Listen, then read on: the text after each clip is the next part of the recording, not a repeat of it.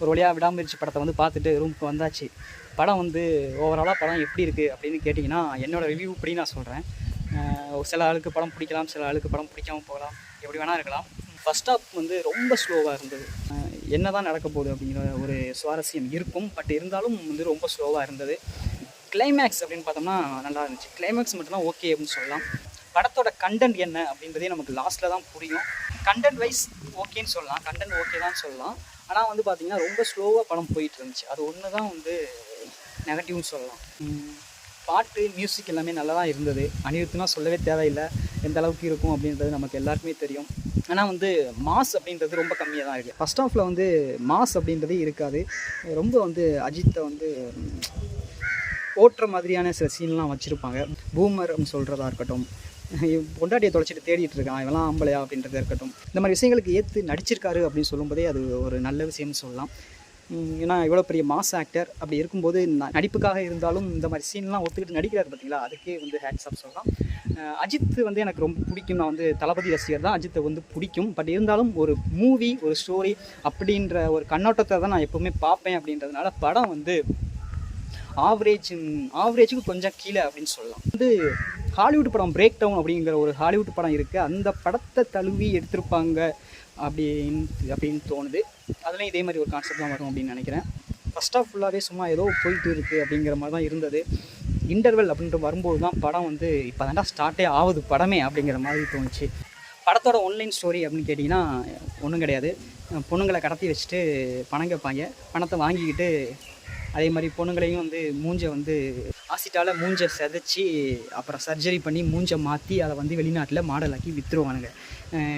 அப்படி ஒரு வேளை அப்படி சர்ஜரி பண்ணும்போது யாராவது இறந்துட்டாங்க அப்படின்னா அதை அப்படியே ஆசிட்டோடு போட்டு ஃபுல்லாகவே கொண்டுருவானுங்க. இதுதான் மேட்ரு, ஓகேங்களா. இது வந்து லாஸ்ட்டில் தான் நமக்கு தெரியும் கான்செப்ட் என்ன, கண்டென்ட் என்ன அப்படின்றதே நமக்கு கிளைமேக்ஸில் தான் தெரியும். அது வரைக்கும் நமக்கு எதுக்காக வந்து கடத்துகிறாங்க, வெறும் பணத்துக்காக தான் கடத்துகிறாங்க அப்படின்னு நம்ம நினச்சிட்டு இருப்போம். ஆனால் வந்து லாஸ்ட்டில் தான் எல்லாமே தெரியும். பணத்துக்கு பணமும் ஆச்சு. ஒருவேளை அந்த பொண்ணு சாகலை அப்படின்னா அதை விற்று அது மூலமாகவும் பணத்தை சம்பாதிக்கலாம். ஒருவேளை இறந்துட்டாங்க அப்படின்னா பணத்துக்கு பணமாச்சு, அதை கொண்டுட்டு அவங்க பாட்டுக்கு போயிட்டு இருப்பாங்க. இதுதான் கான்செப்ட். கண்டென்ட் வைஸ் அது ஓகேவாக இருந்தாலும் ரொம்ப ஸ்லோவாக வந்து கொண்டு போயிருப்பாங்க. ஃபஸ்ட் ஹாஃப் வந்து ரொம்ப ஸ்லோவாக கொண்டு போயிருப்பாங்க. ஃபஸ்ட்லேருந்தே வந்து ரொம்ப ஒரு சுவாரஸ்யமாக கொண்டு போயிருந்தாங்க, ஒரு மாஸ் எலமெண்ட்ஸோடு கொண்டு போயிருந்தாங்க அப்படின்னா கண்டிப்பாக ரசிகர்களுக்கு ரொம்ப பிடிச்ச ஒரு படமாக இருந்திருக்கும். ஆனால் வந்து ரசிகர்களுக்கு பிடிக்கணும் அப்படின்னா அது மாசாக தானே இருக்கணும், ஸ்லோவாக இருக்கக்கூடாது இல்லையா. எல்லோரும் வந்து ஃபஸ்ட் ஹாஃப் வந்து ஃபுல்லாகவே வந்து ரொம்ப சைலண்டாக படம் பார்த்துட்டு இருந்தாங்க. செகண்ட் ஹாஃப்லையும் கொஞ்சம் நேரம் கழித்து தான் வந்து மாஸ் எலமெண்ட்ஸே வரும். ஃபஸ்ட் ஹாஃப்லாம் சுத்தமாக ஃபைட்டே கிடையாது. இது அஜித்தோட மற்ற படங்கள் மாதிரி இல்லாமல் வேறு மாதிரி இருந்தாலும் ஆனால் வந்து ரொம்ப ஸ்லோவாக போயிட்டு இருந்துச்சு அப்படின்னு சொல்லலாம். ஆனால் உண்மையாக சொல்லணும்னா இது தேட்டரில் பார்க்குற அளவுக்கு ஒர்த்து கிடையாது. ஆனால் தேட்டரில் பார்த்தாலாவது ஓரளவு நல்லாயிருக்கும் அப்படிங்கிறதுக்காக போய் பார்க்கலாம். ஆனால் சில ட்விஸ்ட்லாம் படத்தில் வச்சுருப்பாங்க. திரிசாவை ஃபஸ்ட்டு கெட்டவ மாதிரி வில்லி மாதிரி காட்டுவானுங்க, அதுக்கப்புறம் வந்து அப்படி கிடையாது அப்படிங்கிற மாதிரி காட்டுவாங்க. அர்ஜுனும் அந்த ரெஜினா 2 பேரும் வந்து தான் வில்லன் வில்லி. அவங்க சொல்கிறது எல்லாமே பொய் அப்படின்றது ஃபஸ்ட் நம்ம புரிஞ்சுக்கணும். அவங்க வந்து திரிசா கிட்ட ஒரு மாதிரியும் சொல்லுவாங்க, அஜித் கிட்டே ஒரு மாதிரி சொல்லுவாங்க. அவங்க சொல்கிறது எல்லாமே பொய்யா இருக்கும் படத்தில். ஆனால் திரிசா தான் வில்லியோ அப்படின்னு நம்ம ஒரு செகண்ட் நம்ம நினச்சிருவோம். அதுக்கப்புறம் தான் தெரியும் அவங்க சொல்கிறது எல்லாமே பொய் அப்படின்றது.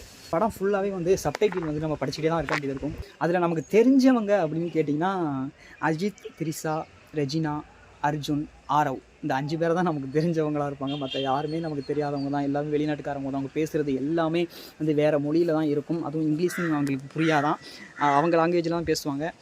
இன்னொரு விஷயம் பார்த்தீங்க அப்படின்னா அர்ஜுன், ரெஜினா 2 பேரும் வந்து மென்டல் ஹாஸ்பிட்டல் மாதிரி ஒரு ஹாஸ்பிட்டலில் இருப்பாங்க. அங்கேருந்து தப்பிச்சு வந்து அந்த இவ்வளோ வேலையும் அவங்க பண்ணிகிட்டு இருப்பாங்க. ஒரு சைக்கோ மாதிரியான ஒரு கேரக்டர் 2 பேருமே அந்த மாதிரி தான் காட்டியிருப்பாங்க. சும்மா சின்ன சின்ன விஷயத்துக்குலாம் எல்லாருமே கொள்வது, தன்னோட அப்பா அம்மாவே கொள்வது, ரெஜினா வந்து தன்னோட அப்பா அம்மாவே கொள்வது, சின்ன சின்ன விஷயத்துக்காக, ஒரு சாக்லேட்டுக்காக ஒரு பொண்ணை கொள்வது, இந்த மாதிரி சைக்கோத்தனமாக வந்து பண்ணுவாங்க. கிளைமேக்ஸில் வந்து திரிசாவை சாகிற மாதிரி கொண்டு போனாங்க. திரிசா சாகிற மாதிரி வச்சுருந்தாங்க அப்படின்னா கண்டிப்பாக அஜித் வந்து இந்தளவுக்கு கஷ்டப்பட்டது, அவங்க பிரிகிற ஒரு நிலமையில் இருந்தாலும் திரிசாவுக்காக இந்த அளவுக்கு கஷ்டப்பட்டு அவளை கண்டுபிடிச்சது எல்லாமே அவளுக்கு தெரியாமலே போயிருக்கும் இல்லைங்களா. ஸோ வந்து அஜித்தோட லவ் என்ன அப்படின்றத அவள் புரிஞ்சுக்கணும், திரிசா புரிஞ்சுக்கணும் அப்படின்னா அவள் சாகாமல் இருக்கணும் அப்படின்றது தானே கரெக்டாக இருக்கும். ஸோ அதே மாதிரி சாகாமல் இருக்கிற மாதிரி தான் கொண்டு வந்திருப்பாங்க. லாஸ்ட்டில் வந்து 2 பேரும் ஒன்று சேர்ந்துருவாங்க. இதாங்க படத்தோட கதை. படத்தோட கண்டென்ட் வந்து எனக்கு ரொம்ப பிடிச்சிருந்தது. அதை வந்து நான் குறை சொல்ல மாட்டேன். படத்தோட கண்டென்ட் வந்து ஓகே. ஆனால் வந்து ஃபஸ்ட்டில் இருந்தே அவங்க வந்து ரொம்ப சுவாரஸ்யமாக மாஸ் எலமெண்ட்ஸோட இதே கதையை வேறு மாதிரி கொண்டு போயிருந்தாங்க அப்படின்னா ரொம்பவே சூப்பராக இருந்திருக்கும் அப்படின்னு சொல்லுவேன். தேட்டரில் பார்க்கணும் அப்படின்னு நினைக்கிறவங்க கண்டிப்பாக தேட்டரில் போய் பாருங்கள். எந்த ஒரு ரிவ்யூவும் பார்த்துட்டு போய் தேட்டரில் பார்க்காதீங்க. ஆனால் வந்து இல்லை நான் தேட்டர்லாம் போய் பார்க்க மாட்டேன் அப்படின்னு நினைக்கிறவங்க நீங்கள் ரிவ்யூவை பார்த்துட்டு வீட்டில் இருந்தே பாருங்கள், ஓடிடியில் வந்த அப்புறம் நீங்கள் பாருங்கள்.